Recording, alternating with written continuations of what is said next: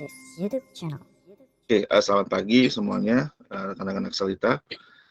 Jadi di sini perkenalkan saya Rizal dari divisi marketing. Untuk pada hari ini atau ILM hari ini saya membahas mengenai kesehatan ya. Intinya adalah kesehatan yang berhubungan dengan penyakit sebenarnya. Jadi penyakit ini dinamakan atau yang dikenal sebagai diabetes. Jadi apa sih diabetes itu? Gitu ya. Jadi diabetes ini sebenarnya adalah suatu penyakit di mana tubuh penderitanya itu tidak bisa secara otomatis mengendalikan tingkat gula atau glukosa dalam darahnya. Nah, jadi penderita diabetes ini biasanya memang dikategorikan sebagai over kelebihan gula ya. Nah, kata umumnya biasanya penyakit gula. Nah, jadi dikarenakan penderita diabetes ini tidak bisa memproduksi insulin dalam jumlah yang cukup, atau dia tidak mampu menggunakan insulin secara efektif. Sehingga terjadilah kelebihan gula di dalam darah, jadi kelebihan gula yang kronis di dalam darah yang disebut sebagai hyperglikemia. Jadi yang disebut kelebihan gula dalam yang kronis itu dimaksudnya adalah hyperglikemia bahasa bahasa medisnya. Dan ini juga sangat menjadi racun dalam tubuh. Nah, insulin di sini sebenarnya sebagai hormon yang mengatur metabolisme dari tubuh kita.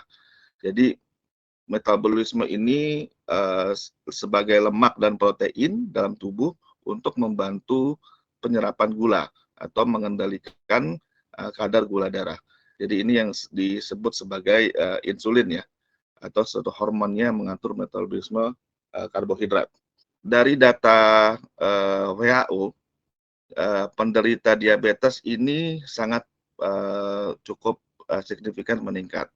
Ya, jadi urutan terbanyak dari negara-negara di dunia, seluruh dunia, itu kita berada di posisi nomor 4.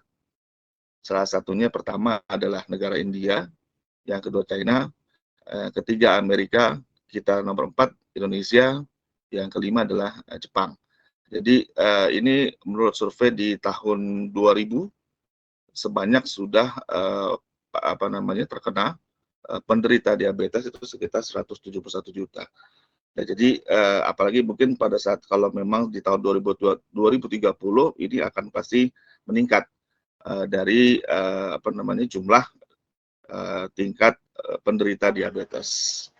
Ya, ada gejala-gejala awal ya yang ditemukan oleh penderita diabetes ini, yaitu pertama biasanya ada gejala memang kita mendapati dehidrasi atau sering haus. Nah, sering haus ini biasanya memang diderita oleh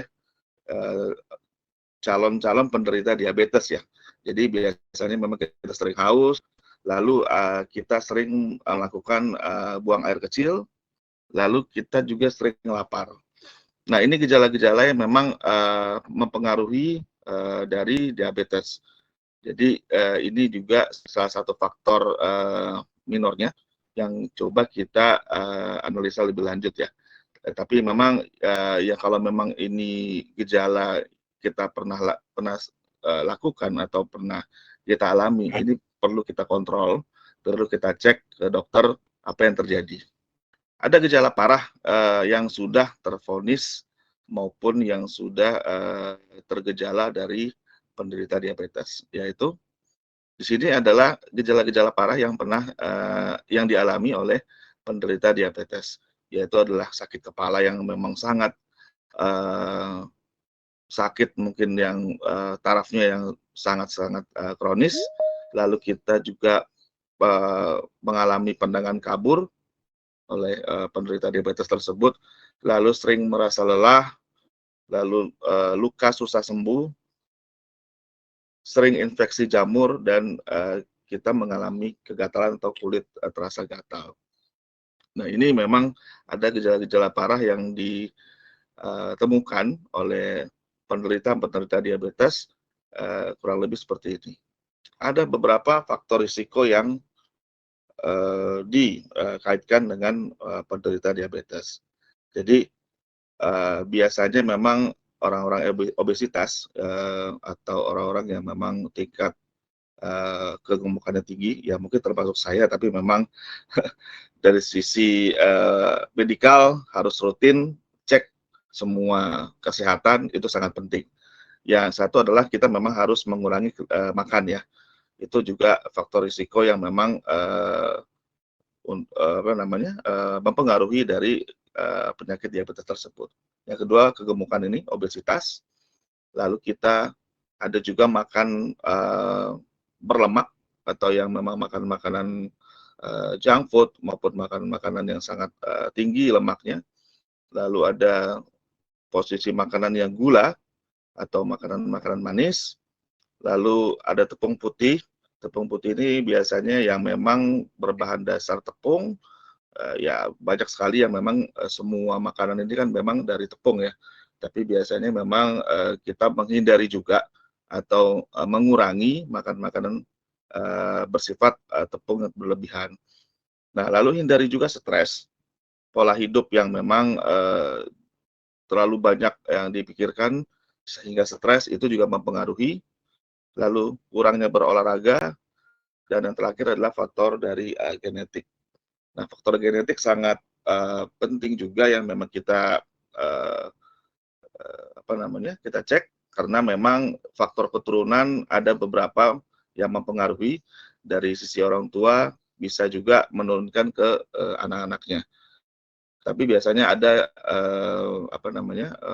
bilang bahwa faktor diabetes itu silang gitu ya.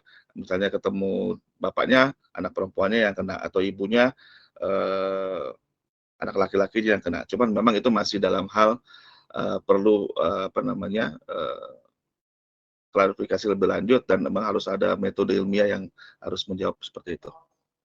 Ya, di sini ada ukuran gula darah dari kita hitung berdasarkan waktu. Jadi waktu ini sebenarnya kita asumsikan orang itu berpuasa, dan ada juga 2 jam setelah makan. Nah, jadi ada beberapa metode yang diukur dari pencapaian misalnya dari sisi gula darah tersebut. Ya, jadi ada waktu berpuasa, dikatakan orang berpuasa itu dihitung kalau dia memiliki gula darah tingkatan 80 sampai 100 mg per desiliter, ini dikatakan dia tidak dikenakan diabetes atau bukan diabetes. Jadi ini masih normal ya, 80 sampai 100 mg per desiliter. Jadi yang belum ukuran normal itu pada saat kita ukur gula darah kita 80 sampai 100. Nah, ini waktunya mungkin bisa juga pada saat puasa, kita ukur pada saat berpuasa. Jadi ukuran untuk yang belum pasti ini 101 sampai 125 mg per desiliter. Nah, untuk yang diukur lebih dari 126, ya ini dikategorikan orang yang sudah terkena diabetes. Lalu bagaimana cara untuk mengukur untuk 2 jam setelah makan?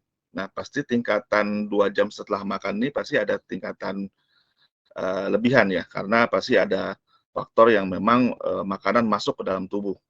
Jadi hitungan setelah 2 jam setelah makan ini bisa dihitung atau bisa dikalkulasikan 80 sampai 140 mg per desiliter yang dikategori dia bukan diabetes. Angkanya mungkin berbeda dengan orang yang berpuasa. Nah, untuk yang belum pasti, ini angkanya di angka 141 sampai 199. Ini karena which is dia sudah makan atau 2 jam setelah makan. Yang dikenakan diabetes adalah lebih dari 200 mg per desiliter. Nah, ini sangat warning ya kalau memang diukur setelah makan diabetesnya lebih dari angka 200 mg per desiliter. Nah, lalu apa itu namanya HbA1c? Nah, HbA1c ini sebenarnya senyawa kimia yang disebut sebagai hemoglobin glikat. Nah, hemoglobin ini sebenarnya adalah sel darah merah yang berfungsi mengangkut sel oksigen di dalam tubuh. Jadi fungsinya hemoglobin ini sangat penting di dalam penyerapan protein ya, atau oksigen di dalam sel darah merah. Nah, HbA1c yang disebut sebagai pemeriksaan untuk mengukur kadar persentase glukosa yang terkait dengan hemoglobin. Nah, angka yang memang dikatakan bukan diabetes atau pengukurannya adalah persentasenya di bawah 5,7%. Ini masih normal, yang memang dikatakan hemoglobinnya atau HbA1c-nya adalah di bawah 5,7%. Yang belum pasti itu di angka 5,7 sampai 6,4%. Nah, untuk yang penderita diabetes itu udah pasti angkanya adalah lebih dari 6,5%. Ini pengukurannya sangat ini ya, sudah sangat di dalam dunia kedokteran ini sudah jelas kalau angka ini memang di atas 6,5 ini sudah pasti orang penderita diabetes. Gimana cara pencegahannya atau preventif yang kita lakukan untuk penyakit diabetes ini? Sebenarnya banyak. Dari sisi ya mungkin kalau dari sisi medis kan memang secara ilmiahnya itu memang dokter yang lebih tahu. Cuman memang kita lebih secara umum tahu apa sih yang bisa kita lakukan dari luar atau preventif yang kita lakukan, yaitu hindari pemanis buatan dan bahan pengawet. Lalu hindari makanan yang berlemak tinggi. Tadi salah satu contohnya adalah makanan-makanan yang potensi lemaknya lebih banyak. Setelah itu makan makanan yang berserat juga sangat tinggi juga tidak diperbolehkan. Hindari stres dan olahraga secara teratur. Dan cuman memang tidak menutup kemungkinan usia muda bisa juga terkena diabetes. Bisa juga terkena diabetes. Sedangkan ada juga balita kasus umur di 2-3 tahun pun terkena diabetes. Jadi tidak juga umur dari atau usia yang mempengaruhi, tapi memang so far dari gaya hidup maupun juga ada faktor-faktor lain yang mempengaruhi orang menderita diabetes. Ya, jadi ada kutipan ya, kesehatan selalu tampak berharga setelah kita kehilangannya. Jadi betapa mahal sehat, betapa mahal memang hidup yang memang sangat kita lakukan secara teratur. Ya, salah satunya adalah berolahraga, salah satunya juga dengan menjaga pola dan gaya hidup kita. Ya, jadi terima kasih. Sekian dari saya. Untuk materi kali ini bagus juga ya Kak. Dimana memang kalau saya lihat sendiri sih penderita diabetes di Indonesia memang lumayan banyak ya.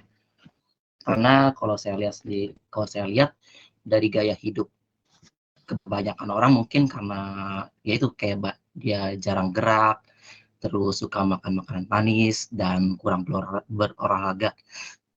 Karena saya sendiri punya ayah ya, di mana emang ayah saya tuh ada penyakit diabetes juga.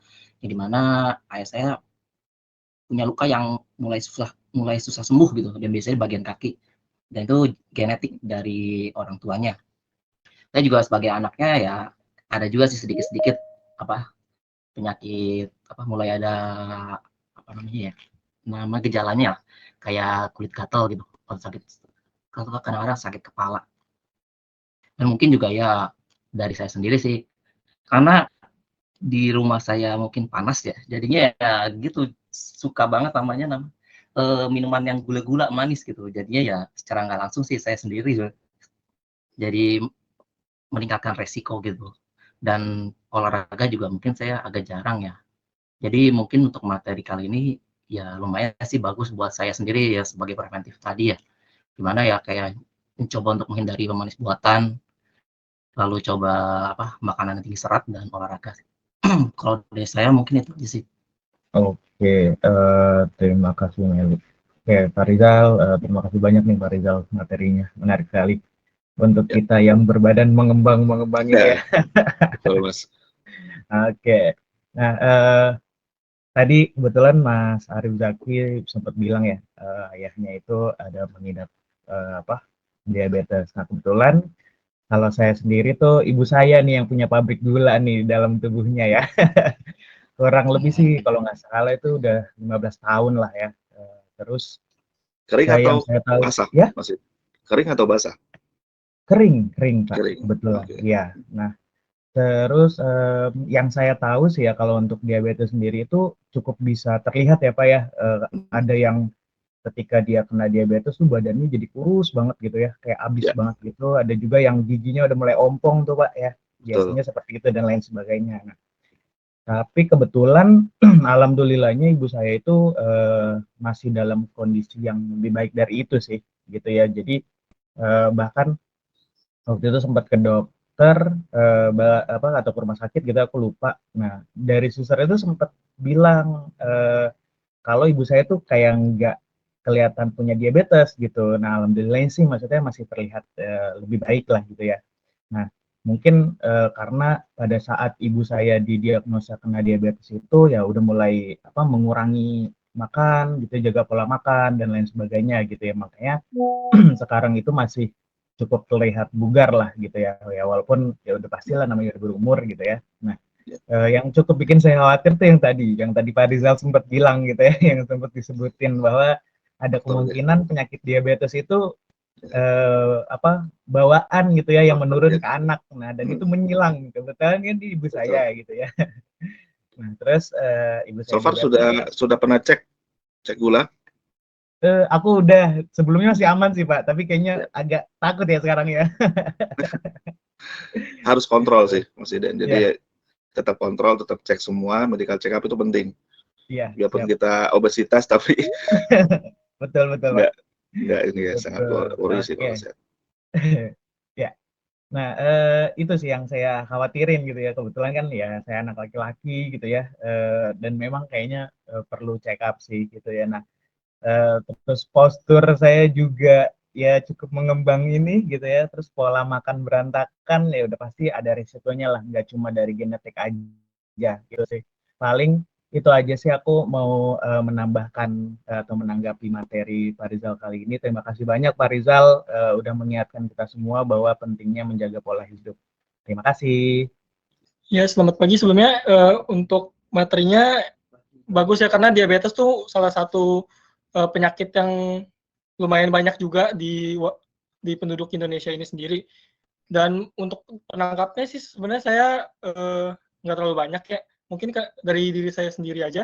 Itu sekarang tuh saya juga dulu sering minum yang manis-manis, gitu-gitu mungkin kayak es teh manis dan lain-lain. Sekarang saya tuh udah mulai ngurangin, kayak sekarang minumnya tuh es teh tawar, terus untuk minuman-minuman yang dibeli di luar itu sekarang tuh saya juga udah less sugar. Pokoknya udah mulai ngurangin gula lah, karena di lingkungan saya sendiri pun itu juga udah banyak ya yang lumayan banyak yang kena diabetes juga. Bahkan ada yang masih kayak umur 10 atau 11 tahun itu pun udah ada yang kena di lingkungan saya. Jadi karena hal itu saya juga udah mulai ngurangin gula sih, takut juga kalau kena. Mungkin sekian sih tanggapan dari saya. Terima kasih. Halo, selamat pagi. Pagi, Pak. Pagi, Iya, Pak jadi Eko. ya saya juga ingin menanggapi. Jadi saya juga udah mulai ngurangin sih. Jadi sebaiknya emang minum-minuman yang manis itu dikurangi, ataupun minuman yang sachet, yang sachet gitu. Yang sachet kan mengandung bahan kimia, pengawet, pemanis. Nah, Betul. iya pengawet. Nah itu juga sebaiknya hindari, itu juga udah saya mulai lakukan. Kemudian kalau minum jus, saya bilang ke tukang jusnya nggak usah pakai gula, pakai susu aja gitu. Ya walaupun mengurangi manisnya, tapi yang penting tetap bermanfaat, ngambil dari buahnya gitu. Nah kemudian saya juga ada pertanyaan mungkin tentang diabetes ini. Ada mitos yang beredar ya, mitos yang beredar yang sebenarnya nggak benar itu mungkin apa aja sih mitos-mitos yang nggak benar tentang diabetes begitu? Ya, tadi sudah sempat saya singgung Pak Eko. Ada Oh iya, mitos-mitos yang memang faktor genetik, faktor keturunan yang mempengaruhi ya dari sisi penyilangan gen gitu ya. Dari misal contoh ada faktor yang bapaknya diabetes bisa turun ke anaknya perempuan, dan ada juga sebaliknya seperti itu. Sebenarnya mitos-mitos ini perlu ada pemahaman secara ilmiah lebih lanjut. Cuman yang mendasari kenapa orang penyakit diabetes ini sebenarnya dari sisi pola hidup sih, Pak Eko, lebih banyak ya. Diderita atau penderitanya terkena karena pola hidup, terkena dengan apa namanya makanan yang dikonsumsi gitu. Jadi sangat terpengaruhi ya dari sisi dia terkena diabetes. Dan mitos itu sebenarnya sangat juga concern juga sih Pak Eko. Karena memang di keluarga saya sendiri, memang ibu saya termasuk terkena diabetes dan itu memang butuh treatment yang saya jalani bersama ibu saya itu untuk perawatan sampai dia terkena operasi atau diamputasi kakinya. Nah, jadi memang sangat benar-benar concern juga dari ibu ke anak laki-laki, ya makanya kita dari sisi ini harus tetap keep menjaga dan memang cek terus medikal atau kesehatan kita untuk keberlanjutan hidup gitu ya, Pak Eko. Saya kira itu, Pak Eko. Oke, saya tambahin ya. Ya pertama gini ya, kita kalau lagi dengar sesi seperti ini lalu kita diingatkan gitu ya, ada yang langsung bergerak ya udah langsung pokoknya mulai sekarang juga langsung hindari gitu. Ada yang nunda-nunda nanti aja gitu. Ya. Nah, jadi yang langsung bergerak pun seringkali begitu diingatkan gitu ya. Cuman angat-angat tai ayam istilahnya. Ya, baru beberapa hari semangat, tapi sesudah itu kebiasaannya balik lagi. Jadi ini yang jangan sampai disesali gitu ya kalau udah terlanjur gitu ya. Kalau udah terlanjur tuh udah repot. Gitu. Maka tadi kan pepatahnya yang dari kata Mutiara dari Rizal tadi ya. Kalau belum kehilangan belum merasa pentingnya gitu. Nah, jadi oleh karena itu udah bantu diingatkan oleh Rizal ya tolong semua segera bergerak karena kita mau berkarya mau beraktivitas kalau udah ada penyakit itu udah serba susah gitu. Ya jadi jangan sampai terlanjur. Nah terus berikutnya ya tadi medical check up apalagi yang sudah tahu resiko ya yang overweight ya jadi seperti saya gitu ya Iden Rizal gitu ya apalagi kalau misalnya tadi udah diidentifikasi ada dari faktor orang tua itu kan ada kemungkinan genetik. Nah, jangan pandang remeh yang seperti itu. Jadi pastikan medical check up. Jangankan yang sudah kelihatan beresiko, yang tidak kelihatan beresiko saja tetap harus punya kebiasaan berkala gitu ya. Kalau misalnya setidaknya kalau misalnya nggak kelihatan beresiko, setidaknya setahun sekali lah medical check up kalau masih muda. Jadi kalau sudah beresiko ya sudah pasti segera medical check up untuk memastikan gitu. Dan kemudian konsultasi ke dokter. Dan jika memang sudah ada tanda-tanda misalnya udah agak tinggi gitu ya.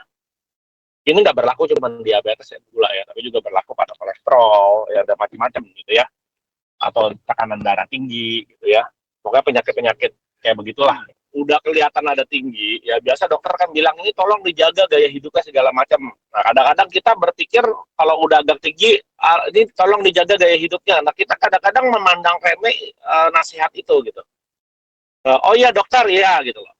Tapi tidak dilakukan gitu. Ya. Nah, habis itu kita sekian lama nggak medical check up lagi gitu.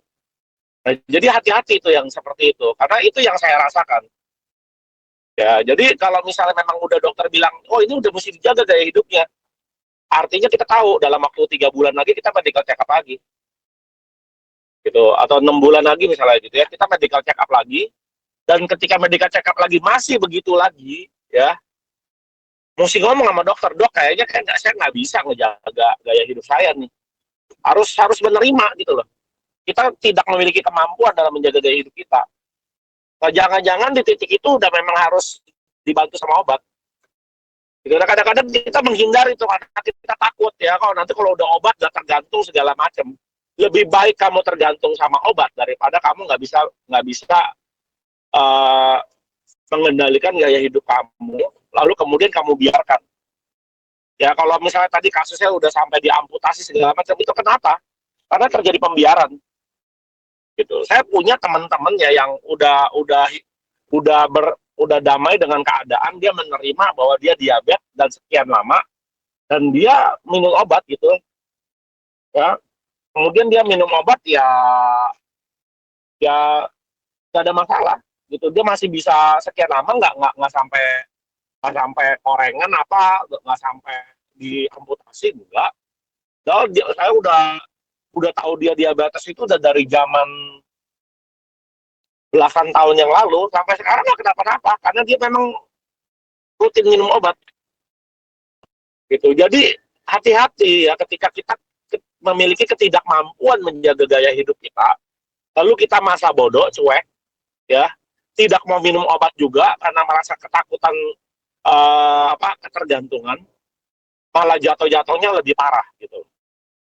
Ya kalau saya udah berdamai, saya memang udah mesti minum obat kolesterol tiap hari, saya udah mesti minum obat darah tinggi tiap hari, udah nggak apa-apa daripada kita cuek saja lalu kemudian nanti tiba-tiba terkena stroke, serangan jantung gitu. Itu kan terjadi gara-gara dibiarkan gitu. Ya jadi itu pesan saya pada kalian semua ya. Tolong diingat gitu. Ya jika kamu tidak memiliki kemampuan dalam memperbaiki habit kamu, berdamai dengan diri sendiri, ya saya tidak mampu. Saya memang tipe orang yang nggak mampu mengendalikan. Ya ngomong sama dokter, ya sudah. Kalau memang harus minum obat ya minum obat gitu. Ya kadang-kadang ya udah di dalam skala tertentu ya. Jangan berpikir selama masih di ambang batas ya. Kayak kolesterol ya. Saya tuh kolesterol itu kan maksimal kalau yang LDL ya maksimal 100 gitu ya. Tapi dokter bilang dalam kasus kamu harus maksimal 70. Walaupun orang normal tuh 100 gitu. Jadi jangan berpikir oh kalau di bawah 100 aman gitu. Tergantung situasi. Ya kalau saya udah di bawah 70 maka saya kolesterolnya lumayan tinggi obat ya dosis ya gitu. Ya tapi lebih baik demikian daripada kena serangan jantung kan. Ya jadi kalau udah seperti itu lalu bisa kemudian memperbaiki gaya hidup ya berarti kan suatu saat bisa obatnya dikurangin. Jadi jangan dibalik, jangan berupaya dulu tapi gagal terus gitu. Ya mendingan minum obat dulu sambil paralel memperbaiki gaya hidup. Ketika nanti berhasil kan nanti rutin tuh dokter akan bilang oh kalau udah seperti ini kadarnya udah bisa diturunin begitu loh. Ya jadi itu tolong pesan saya terutama yang sudah sadar dirinya resiko tinggi ya. Ya itu aja, thank you.